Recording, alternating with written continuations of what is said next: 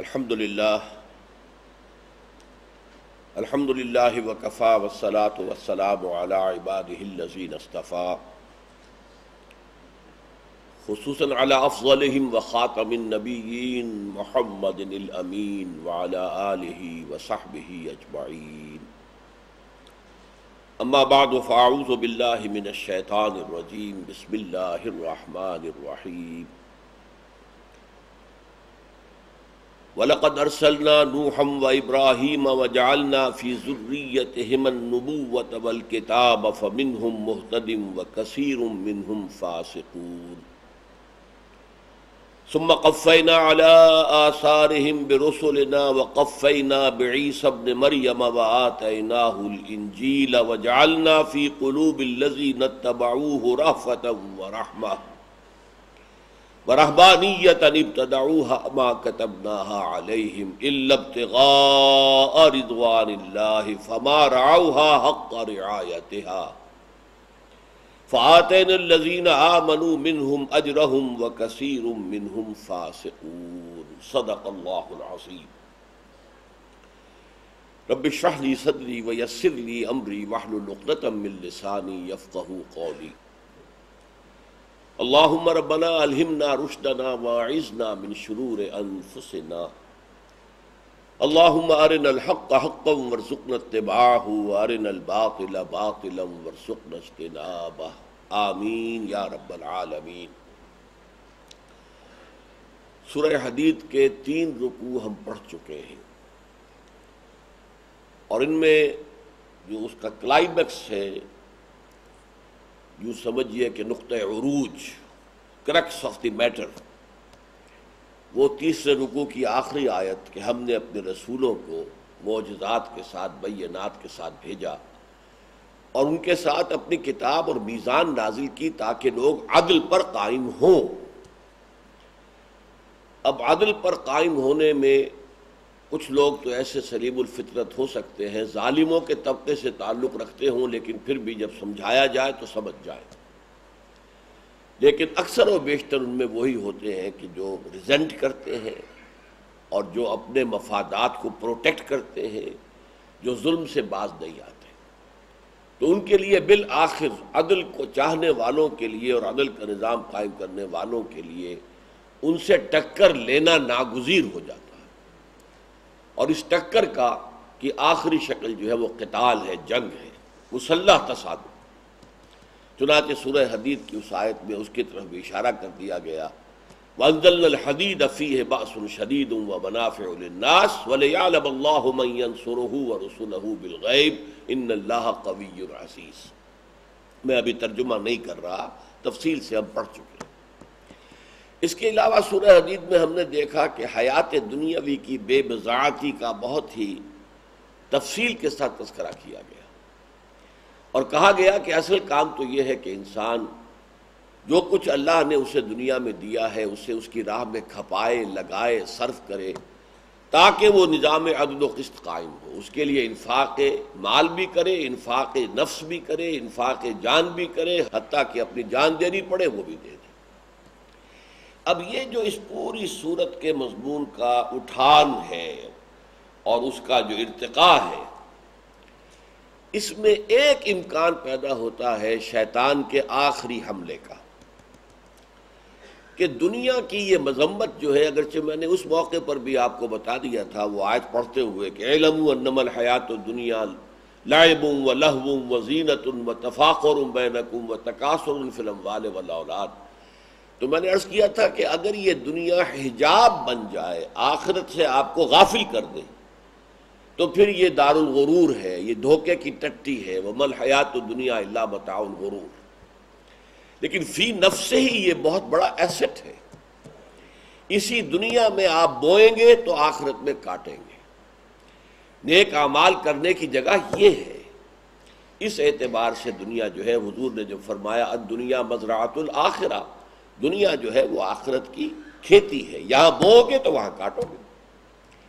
لیکن شیطان جو ہے چونکہ وہ ہر مرحلے پر اپنا ایک نیا داؤ آزماتا ہے، جو آدمی اس حقیقت کو جان گیا کہ دنیا جو ہے یہ تو میرے لیے کوئی حقیقت رکھنے والی شے نہیں ہے، بلکہ مجھے میرے اصل مقصد آخرت سے غافل کرنے والی شے ہے، تو اب شیطان اڑنگا لگاتا ہے کہ اسے رہبانیت میں مبتلا کر دیا جائے۔ ترک دنیا، چھوڑو اس دنیا کو، دفع کرو اسے، جاؤ جنگلوں میں بیٹھ جاؤ، غاروں میں بیٹھو، تپسیائیں کرو، پہاڑوں کی چوٹیوں پہ جاؤ، ننگے بدن جو ہے برفانی فضا میں کھڑے رہو، ایک ہاتھ اونچا کرو تو نیچا کرو ہی نہ یہاں تک کہ سوکھ جائے۔ یہ تپسیائیں جو ہے عیسائیوں نے بہت کی، ہندوؤں نے بہت کی۔ یہ ترک دنیا جو ہے یہ ایک غلط رخ ہے جس پر کہ شیطان ڈال دیتا ہے۔ اللہ یہ چاہتا ہے دنیا میں رہو، دنیا کے طالب نہ بنو، بلکہ دنیا کو خیر کی طرف چلانے کی جد و جہد کرو، یہاں سے ظلم کے استیصال کی جد و جہد کرو، یہاں عدل و انصاف کو قائم کرنے کی کوشش کرو۔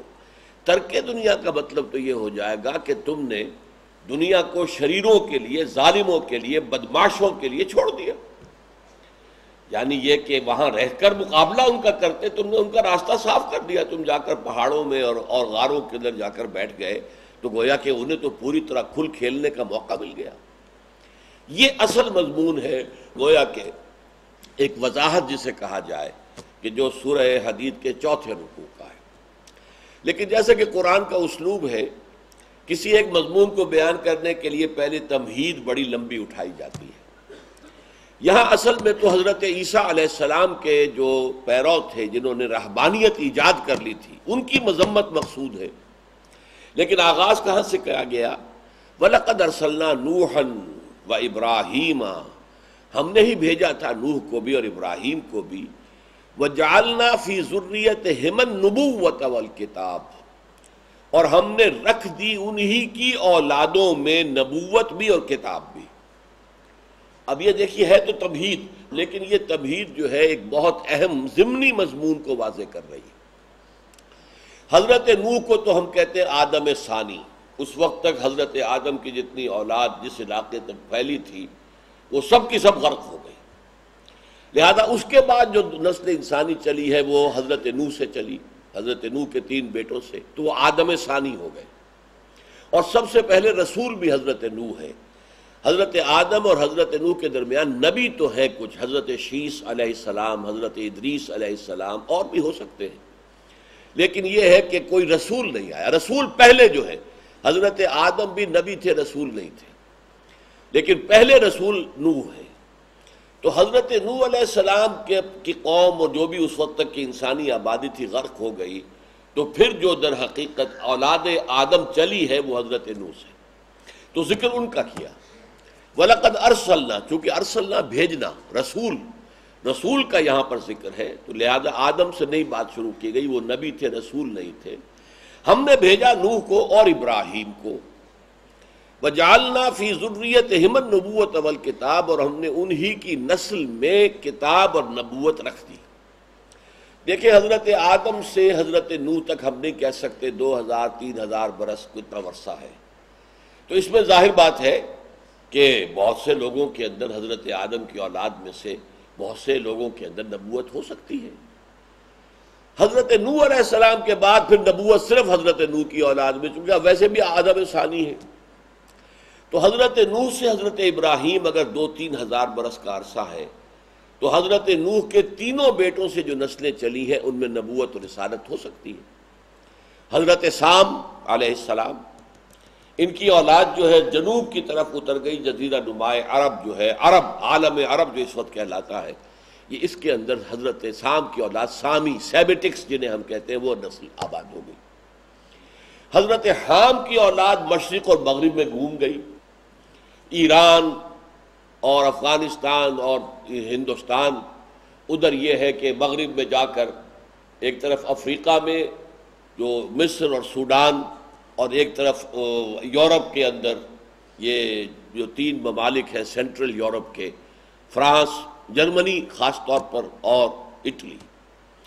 اور حضرت یافس کی اولاد وہ تھی کہ جس نے پہاڑی سلسلہ جو ہے سینٹرل ایشیا کا، اس کو کراس کیا اور اس کے شمال میں جا کر پھر مشرق و مغرب پھیل گئے۔ گوگ، میگوگ، توبال، موسک، یہ ان کے بیٹوں کے نام ہیں۔ لیکن یہ کہ حضرت نوح علیہ السلام کے بعد سے حضرت ابراہیم علیہ السلام تک ان تینوں نسلوں میں نبوت ہو سکتی ہے۔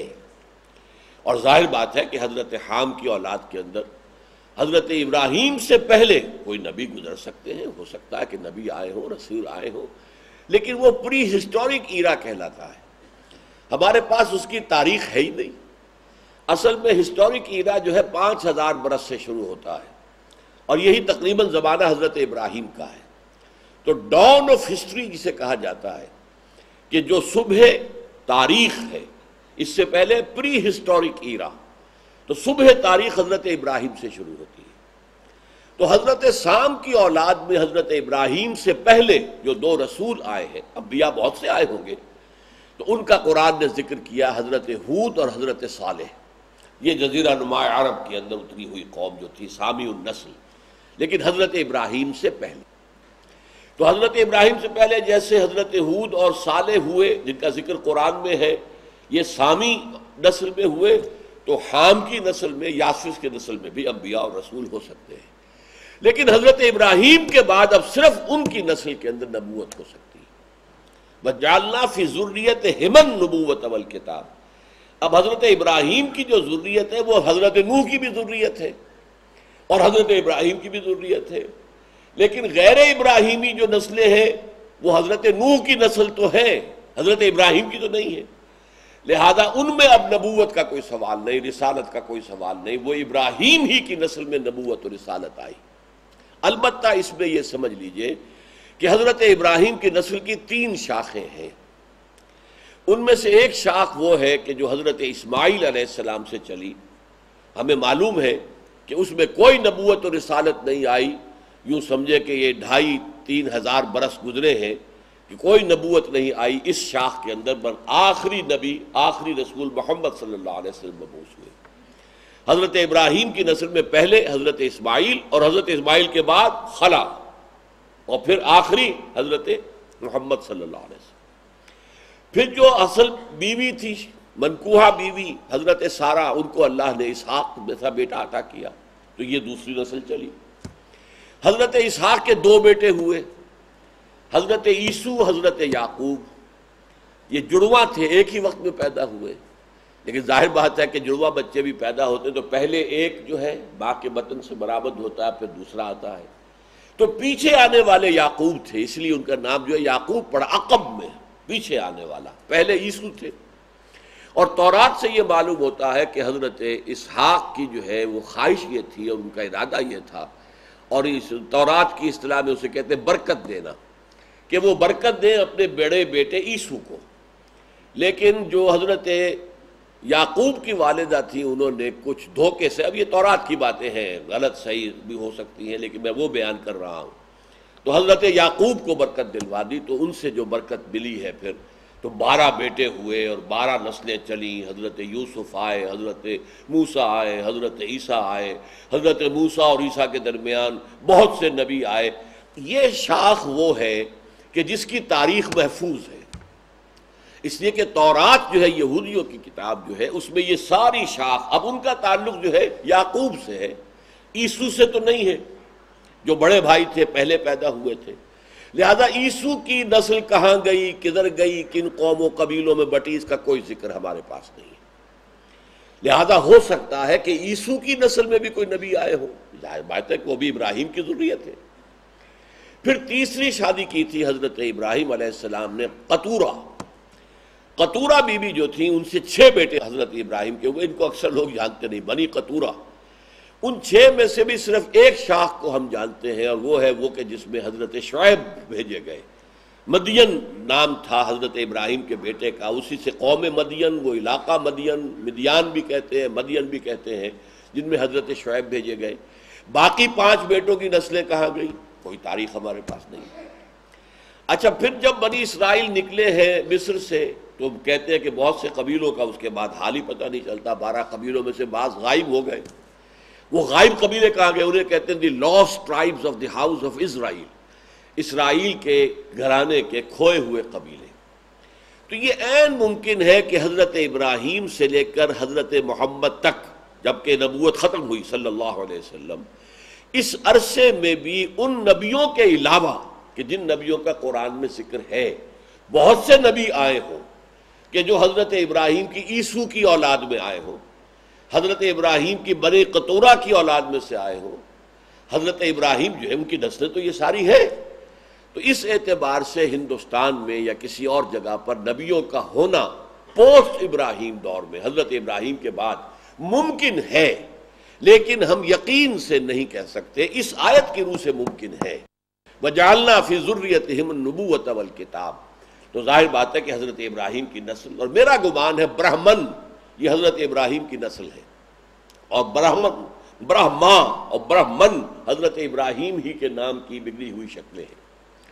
اور ایک شخص تھا ڈوباو، اس ڈیبائے نے 40 برس جو ہے مطالعہ کیا تھا ہندوستان میں رہ کر، یہ فرانسیسی ایک محقق تھا، اس نے ہندوستان میں رہ کر ہندو مذہب کے جتنے اسکرپچرز ہیں، جتنی کتابیں ہیں، وید ہیں، شاستر ہیں، یہ ہے وہ ہے، منو سمرتی ہے وغیرہ وغیرہ، قرآن ہے، بے شمار کتابیں، ان سب کا گہرا مطالعہ کیا، اور وہ اس نتیجے پر پہنچا کہ ہندوستان میں جنہیں منو کہا جاتا ہے وہ اصل میں مہانوح ہے، حضرت نوح کی نسل جو ہے وہ یہاں آئی ہے، اور حضرت نوح کو وہ مہا کہتے ہیں ہندی میں بڑا، گریٹ، تو مہاتما، ایک تو آتما سب میں ہے، مہاتما جو بہت بڑی آتما ہے، بڑی روح والا آدمی ہے، بڑا روحانی انسان ہے، مہا بھارت، دی گریٹر بھارت، تو مہانوح جو ہے وہ منو بن گیا پھر، اور منو سمرتی جو ہے وہ اصل میں حضرت نوح کی جو شریعت تھی وہ منو سمرتی ہے، یہ ایک رائے ہے، واللہ عالم۔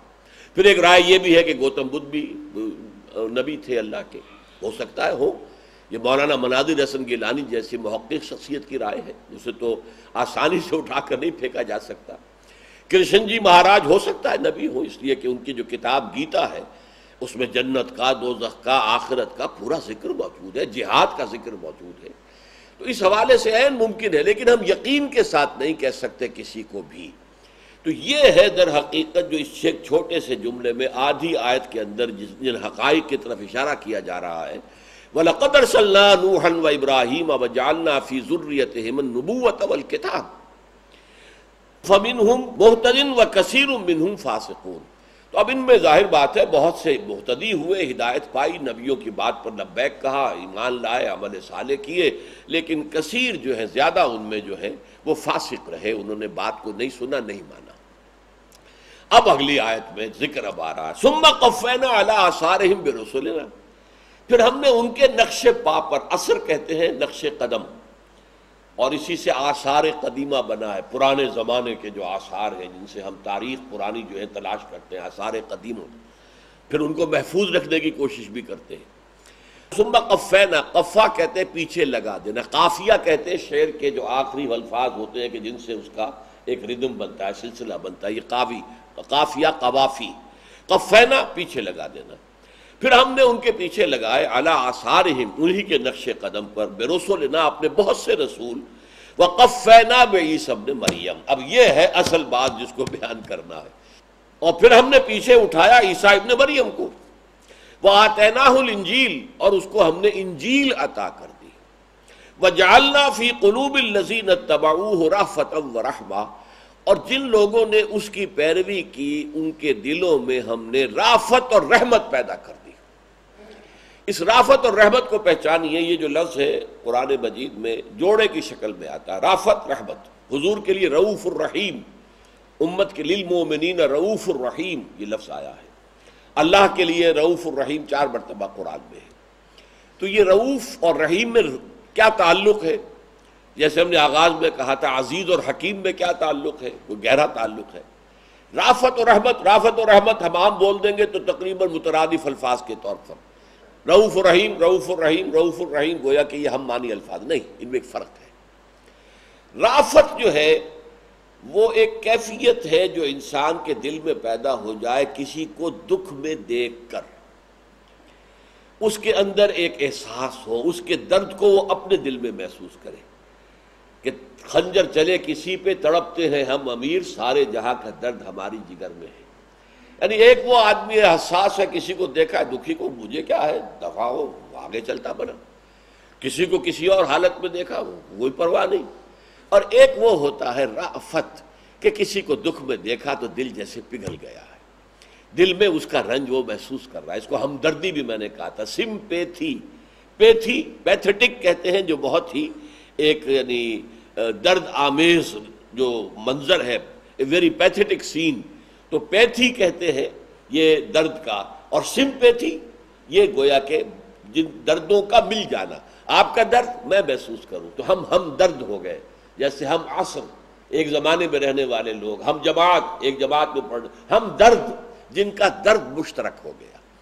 تو رافت کہتے ہیں وہ احساس جو سلیم الفطرت انسان کے دل میں پیدا ہونا چاہیے. کسی کو دکھ میں، احتیاج میں، تکلیف میں، بیماری میں، کسی اور مصیبت میں مبتلا دیکھ کر ایک فطرت سلیمہ کا ایک رد عمل ہونا چاہیے کہ اندر ایک خاص قسم کا جذبہ پیدا ہو جائے. رحمت اب اسی جذبے کا عملی نتیجہ ہے. رحمت کیا ہے؟ اب آپ کوشش کریں کہ اس کا درد جو ہے کم ہو سکے، میں اس کا درد بانٹ سکوں، اس کی تکلیف رفع کر سکوں. گویا کہ ایک ہے لینے والا حصہ، یہ ریسیپینٹ حصہ ہے رافت، اور یہ جو ہے وہ ڈونر حصہ ہے، دینے والا، کہ پھر انسان اس کی پیسے سے مدد کرے، کسی اور طرح مدد کرے، کوئی اس کا جسم دکھ رہا ہے تو اسے دبائے، جو بھی کرے. فاقہ ہے تو کھانا کھلائے، اور جو بھی اس کی احتیاج ہے، اگر کہیں کسی عہدیدار سے اس کی کوئی سفارش صحیح بات کی کر سکتا ہو تو کرے. یہ سارے کام جو ہے یہ رحمت میں ہوں گے. تو رافت اور رحمت یہ دونوں مل کر ایک پروسیس کو مکمل کرتے ہیں. حضرت عیسیٰ علیہ السلام کے جو ماننے والے تھے حواریین، ان کے لیے خاص وصف بیان کیا کہ ہم نے ان کے دلوں میں رافت اور رحمت پیدا کر دی. اب یہ پیدا ہو جانے والی چیز، یہ نیکی، یہ جذبہ، یہ ہم نے دوسرے درس میں بھی پڑھا تھا کہ نیکی کا جذبہ بھی اندھا ہوتا ہے، وہ حد اعتدال سے تجاوز کر جاتا ہے. کسی وقت انسان پر اتنا نیکی کا حملہ ہوتا ہے کہ میں اپنا سب کچھ اللہ کی راہ میں لٹا دوں، بس نکل جاؤں جنگل میں. لیکن یہ طریقہ ٹھیک نہیں ہے. ہو سکتا ہے یہ سب کچھ کر کے پھر بعد میں پچھتاؤ یہ کیا مصیبت میں کر بیٹھا. تو جو ہے اصل میں نیکی کے جذبے کے لیے بھی کوئی بیلنس چاہیے، کوئی ماڈل چاہیے جس کو دیکھ کر ہم اس کو اپنا، اسی لیے آیا بر میں نے کہا تھا کہ نیکی کی روح کیا ہے؟ ایمان باللہ اور ایمان بالآخرہ. نیکی وہی عمل ہے جو اللہ کی رضا کے لیے اور آخرت کی فلاح کے لیے کیا جائے، کوئی اور نیت نہ ہو، کوئی دنیاوی نیت نہ ہو. لیکن نیکی کے لیے ہمیں ایک ماڈل چاہیے، مجسم نیکی، جس میں توازن ہو، اعتدال ہو، انتہا پسندی نہ ہو. وہ ماڈل ہے محمد الرسول اللہ صلی اللہ علیہ وسلم. لقد کان لکم فی رسول اللہ اسوۃ حسنہ. تو یہاں بھی کیا ہوا کہ ان کے دلوں میں جو رحمت اور رافت اور رقت پیدا کر دی تھی، وَرَهْبَانِيَّةً ابْتَدَعُوهَا، اس کی بنا پر انہوں نے رہبانیت ایجاد کر لی. اللہ سے لو لگانے کے لیے جی بس اب تو جاؤ جنگلوں میں بیٹھ جاؤ، یہ کیا گھر گرہستی ہے، شادی کریں گے مصیبت ہو جائے گی، بچے ہوں گے، بیوی کی دیکھ بھال کرنی ہے، اب بیوی حمل سے ہے اس کی دیکھ بھال کرو، اب وہ زچگی ہو رہی ہے، یہ ایک بکھیڑے، بچہ پیدا ہو گیا ہے، وہ بیمار ہے، دوڑو ہسپتالوں میں، پھر اس کی تعلیم کے لیے، داخلے کے لیے ادھر سے سفارش، ادھر سے سفارش. یہ مصیبتیں ہیں، یہ بکھیڑے ہیں، ان سب کو دفع کرو، ترک دنیا اختیار کر کے جا کے جنگلوں میں بیٹھو، تپسیائیں کرو، ریاستیں کرو، عبادتیں کرو، مراقبے کرو، اللہ سے لو لگاؤ. یہ ہے اس نیکی کا غلط رخ، غلط جز. یہ رہبانیت خلاف فطرت ہے. خلاف فطرت اس لیے کہ اللہ نے انسان کو پیدا کیا ہے تو جو تقاضے اس میں رکھے ہیں یہ سب اس کے پیدا کردہ ہے. ان تقاضوں کو جائز راستوں سے پورا کرنا یہ حق ہے. ان لنفسک علیک حقا، تمہارا نفس جو ہے اس کا بھی تم پر حق ہے، اس کے حقوق بھی ادا کرو. پیٹ کھانے کو مانگتا تو دو اسے، یہ اس کا حق ہے، لیکن یہ حلال شے دو، حرام نہ دو. حلال ذریعے سے کمائی ہوئی چیز دو، حرام ذریعے سے کمائی ہوئی چیز مت دو. شہوت کا جذبہ ہے، اللہ نے رکھا ہے، یہ بھی ایک ہے، ایک بنیادی ضرورت ہے، ورنہ نسل انسانی پھیلتی کیسا؟ شادی کون کرتا؟ کیسے نسل پھیلتی؟ دنیا میں تمدن ہوتا ہی نہ، تہذیب ہوتی ہی نہ. تو یہ تو سارا اسی جذبہ شہوت کے اوپر مبنی ہے. لہذا اس کو بھی دو، اس کا حق ہے، لیکن جائز راستے سے دو.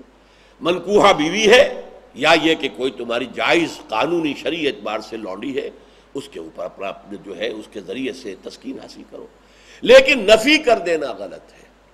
لیکن یہ جذبہ جب پیدا ہوتا ہے تو اس کی ایک بہت شاندار مثال حدیث میں آئی ہے، اور یہ حدیث جو حضرت انس بن مالک رضی اللہ تعالیٰ عنہ سے مروی ہے کہ جو تقریباً 9-10 برس حضور کے خادم خاص رہے ہیں، پرسنل اسسٹنٹ، پرسنل ہیلپر۔ 9 برس کی عمر تھی جب ان کی والدہ چھوڑ گئی تھی حضور کے پاس، آپ اس کو اپنے پاس رکھیں، اپنے آغوش تربیت میں آپ اس کو پرورش فرمائیں اور یہ آپ کی خدمت کرے گا۔ عن انس بن مالک رضی اللہ عنہ جاء ثلاثۃ رہط الی بیوت ازواج النبی صلی اللہ علیہ وسلم یسألون عن عبادت النبی صلی اللہ علیہ وسلم۔ حضرت انس فرماتے 3 اشخاص آئے حضور کے گھروں کی طرف جہاں ازواج رہتی تھیں، اور وہ پوچھ رہے تھے حضور کی عبادت کے بارے میں کہ رات کو آپ کتنی تہجد پڑھتے ہیں، کتنی دیر جاگتے ہیں، کتنی دیر سوتے ہیں، مہینے میں کتنے روزے آپ نفلی رکھتے ہیں۔ فلما اخبروا، جب انہیں خبر دے دی گئی، جو صحیح بات تھی وہ بتا دی ازواج نے، حضور کی زندگی تو کھلی کتاب تھی، کانہم تقالوہا، تو انہیں محسوس ہوا یہ تو تھوڑی ہے عبادت جو حضور کر رہے ہیں۔ اب چونکہ حضور کا معاملہ تھا تو اس کی انہوں نے توجیہ کی، فَأَيْنَ نَحْنُ مِن رسول اللہ، بھئی ہمارا اللہ کے رسول سے کیا مقابلہ، اللہ کے رسول کا تو صلی اللہ علیہ وسلم معاملہ یہ ہے وَقَدْ غُفِرَ لَهُ مَا تَقَدَّمَ مِن ذَنبِهِ وَمَا تَأَخَّرَ، ان کے تو اللہ تعالیٰ کے اپنے قول کے مطابق تمام اگلے پچھلے گناہ اللہ پہلے ہی معاف کر چکا، تو حضور کے لیے تو اتنی عبادت کافی ہے، ٹھیک ہے، میرے لیے تو کافی نہیں ہے، میں تو گناہ کی پوٹ ہوں، ہم تو سراپا گناہ ہیں، تو ہمارے لیے اتنی عبادت کافی نہیں ہے۔ تو قال احدہم اما انا فاصلی اللیل ابدا، ایک نے کہا میں تو پوری رات ہمیشہ نماز پڑھا کروں گا، وقال الاخر وانا اصوم الدہر ولا افطر، دوسرے نے کہا میں ہمیشہ روزہ رکھوں گا، کبھی بھی ترک نہیں کروں گا، کبھی بھی روزہ جو ہے ناغا نہیں کروں گا، وقال الاخر، تیسرے نے کہا وانا اعتزل النساء ولا اتزوج ابدا، میں عورتوں سے علیحدہ رہوں گا اور میں ہرگز کبھی بھی شادی نہیں کروں گا۔ اب اس کی خبر پہنچ گئی رسول اللہ صلی اللہ علیہ وسلم کو، فجاء رسول اللہ صلی اللہ علیہ وسلم فقال، حضور اب ان کے پاس خود تشریف لے گئے اور پوچھا، سوال کیا، انتم الذین قلتم کذا و کذا، کیا آپ ہیں وہ لوگ جنہوں نے ایسی باتیں کی ہیں؟ گویا ڈانٹ کا انداز ہے شروع سے، اما واللہ انی لاخشاکم للہ واتقاکم لہ، دیکھو میں خدا کی قسم تم میں سب سے زیادہ اللہ کا تقوی رکھنے والا ہوں اور سب سے زیادہ اللہ سے ڈرنے والا ہوں،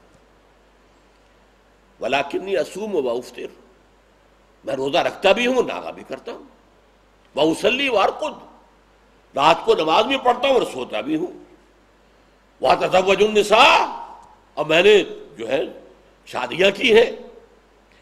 تو اس کے بعد فرمایا فمن رغب عن سنتی فلیس منی، تو جو شخص میری سنت کو پسند نہیں کرے گا اس سے ہٹے گا، اس کا مجھ سے کوئی تعلق۔ اب دیکھیے یہاں کوئی معصیت کا معاملہ نہیں تھا، کسی نے یہ تو نہیں کہا تھا میں زنا کروں گا یا میں یہ کروں گا یا میں وہ کروں گا، نہیں، بات تو نیک تھی، لیکن نیکی حد اعتدال سے جب تجاوز کرتی ہے تو بدی بن جاتی ہے۔ اعتدال ہے اصل شے، اعتدال، اور اعتدال کامل کا نمونہ ہے محمد الرسول اللہ صلی اللہ علیہ وسلم۔ تو یہ رہبانیت ابتدعوہا، اس رہبانیت کی بدعت انہوں نے ایجاد کی، ما کتبناہا علیہم، ہم نے بھی ان کو اوپر واجب نہیں کی تھی۔ آگے اس آیت کا بقیہ حصہ انشاءاللہ اگلی نشست میں پڑھیں گے۔ بارک اللہ لی ولکم فی القرآن العظیم ونفعنی وإیاکم بالآیات والذکر الحکیم۔